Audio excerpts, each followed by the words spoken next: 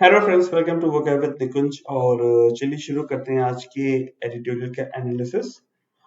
ये सारे वर्ड्स हम डिस्कस करेंगे आज, जो कि आज के एडिटोरियल में यूज हुए हैं। ठीक है, पहला वर्ड इज आर्कीपेलागो। इसका प्रोनाउंसिएशन में ध्यान दीजिएगा, आर साइलेंट है। आर्कीपेलागो, इसका मतलब होता है group of many islands in a large body of water. तो एक रीजन होता है, उसमें बहुत सारे आइलैंड छोटे छोटे होंगे, उससे कहेंगे आर्कीपेलागो। कूप होता है, नेक्स्ट वर्ड है coup, and it means certain decisive change of government by force, illegal तरीके से। जैसे कि पाकिस्तान में हुआ था, कई बार हो चुका है, तो कूप बोलते हैं। इसका एक और वर्ड है कूप डिटेट। ठीक है, COUP DE''TAT, ऐसे होता है कूप डिटेट, लेकिन कूप भी यूज करते हैं। ठीक है, तो अ, जब गवर्नमेंट बदल जाती है, फोर्स से या मिलिट्री टेक ओवर कर लेती है, उसे हम कुप कहते हैं। ब्रेकआउट एक इज अ फ्रेजर वर्ब। इसका मतलब होता है तुरंत शुरुआत हो जाए और थोड़ी वायलेंटली शुरुआत हो, मतलब मॉब का बिहेवियर जैसे होता है वैसा। ठीक है, ब्रेकआउट, तो अब फायर ब्रोक आउट ऐसा। ठीक है, आग लग गई। हंग का मतलब होता है कि कोई भी पार्टी ऐसे ना हो जिसके पास वर्किंग मेजोरिटी हो। ठीक है, तो हंग पार्लियामेंट, पार्लियामेंट में सबके बराबर तीन चार हो, सबके बराबर शेयर्स हो, और कोई भी पार्टी ऐसे पोजीशन में ना हो कि वो सरकार बना पाए, उसे हंग कहते हैं। ठीक है, हंग पार्लियामेंट। डिसेंट का मतलब होता है डिफरेंस ऑफ ओपिनियन, असहमति। Crackdown is again a phrasal verb. इसका मतलब होता है रिप्रेस और सप्रेस। ठीक है, समथिंग इज अनडिजायरेबल, किसी चीज को दबाना जो कि जिसकी जरूरत नहीं है। माँ का मतलब होता है डिस्ट्रॉय और इंज्योर सेवरली, पूरी तरह से डिस्ट्रॉय कर देना। Block is again alliance, a group of countries in special alliance. तो किसी भी चीज के ग्रुप को ब्लॉक कह सकते हैं। ठीक है, टिल्ट का मतलब होता है मूव साइडवेज और इन एन अनस्टेडी वे, मतलब साइडवेज झूलना, या फिर टिल्ट, टिल्ट मतलब टेढ़ा होना, ऐसे। ठीक है, देखेंगे इसका कॉन्टेक्चुअल यूजेस क्या है। फुटप्रिंट का मतलब होता है पकड़।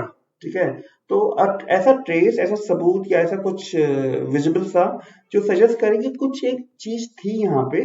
ठीक है, जैसे आप बालू पे चलते हैं या बीच पे चलते हैं, तो आपके फुटप्रिंट्स छूटते हुए जाते हैं, राइट।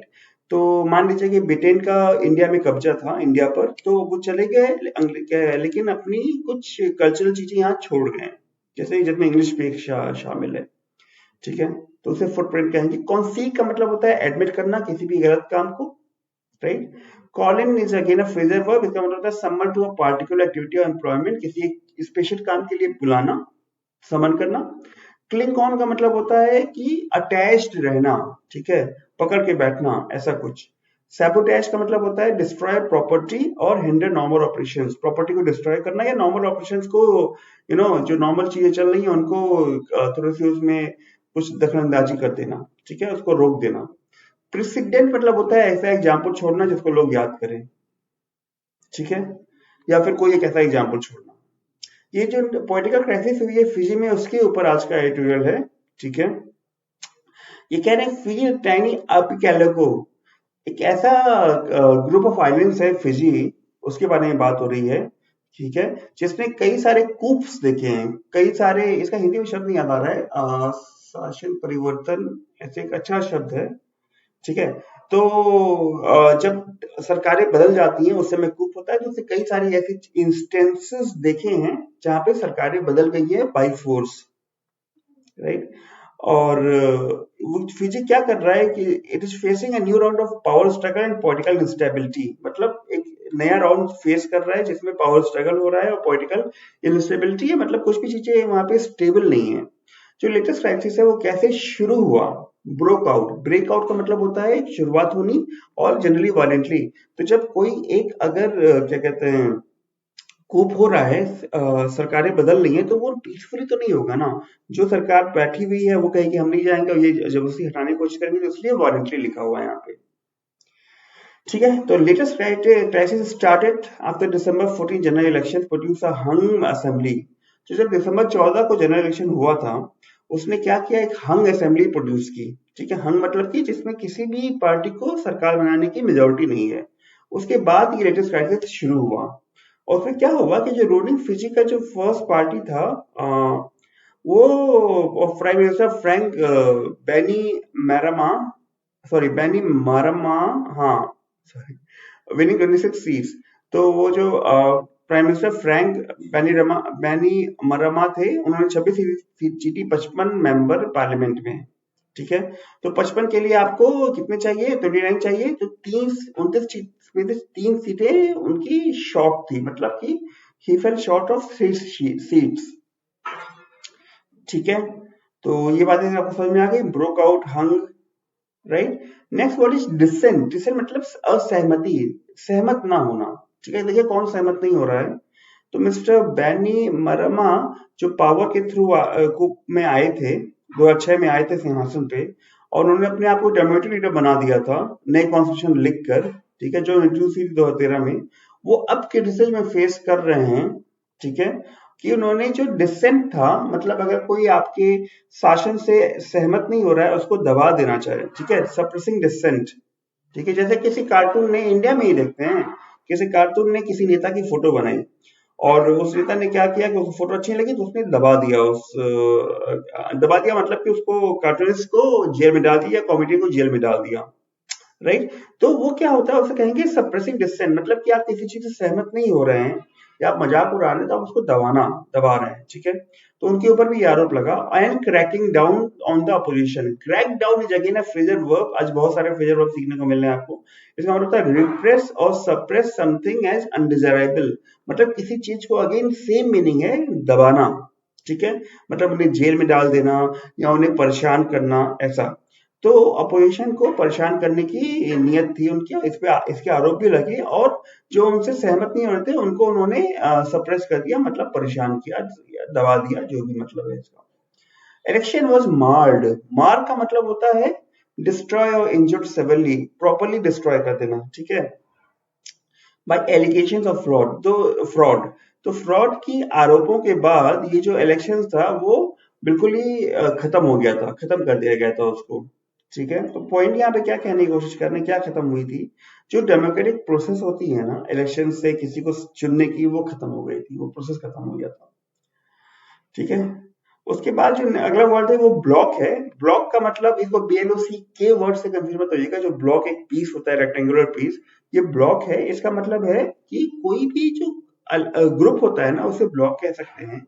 जनरली एक कुछ कंट्रीज के लिए यूज कर सकते हैं इसको, जैसे कि आपकी एशियान हो गया, ठीक है, या नाटो हो गया, राइट। लेकिन यहाँ पे एक एक देश के अंदर जो पॉलिटिकल पार्टीज है, उन ग्रुप्स को रेफर किया जा रहा है। ठीक है, this are the third opposition bloc, social democratic liberal party in a kings makers role. ठीक है, जिन्होंने केवल 3 सीटें जीती थी, क्योंकि 3 सीटें शॉर्ट पड़ रही थी उनकी, के ऊपर हमने डिस्कस किया है।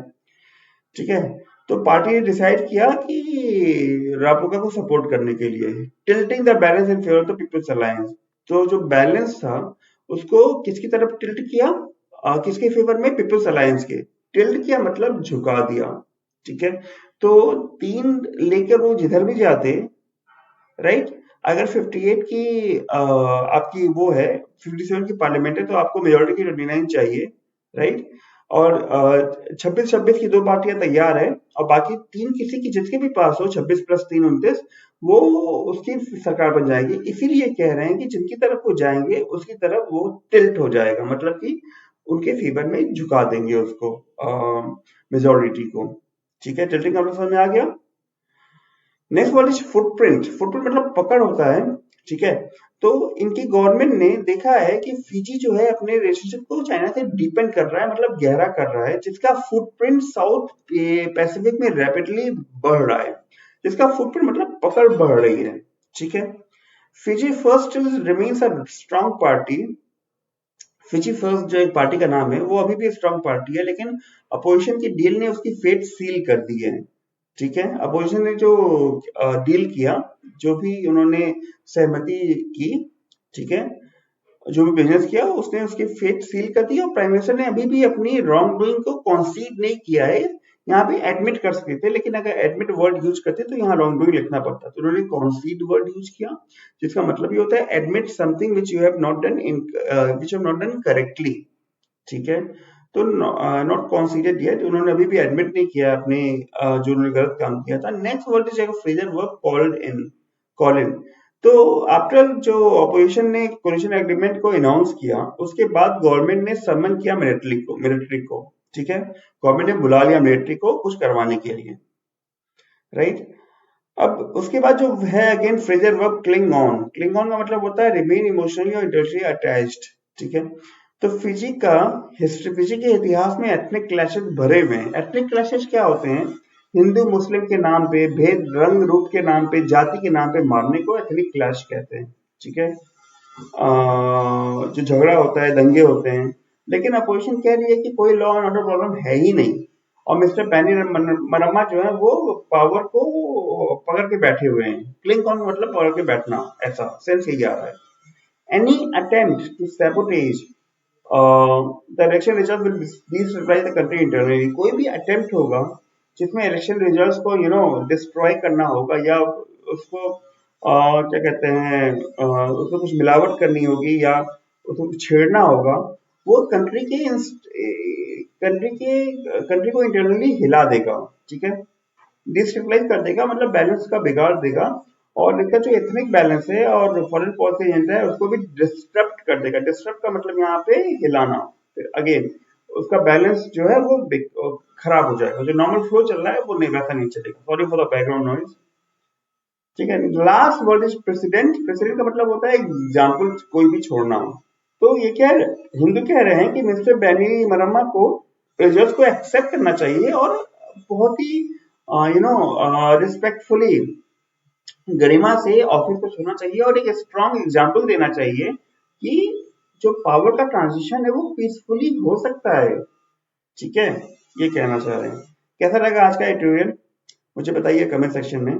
और कल मैंने एक किताब खत्म की जिसको मैं आपको शेयर करना चाहता हूँ। इस किताब का नाम था अ पैसेज टू इंडिया। इस किताब में मुझे बहुत सारे ऐसे वर्ड्स मिले जो मैंने पहली पहली बार देखे, ठीक है। ये E.M. फॉस्टर की किताब है, काफी रिनोन किताब है ये, ठीक है।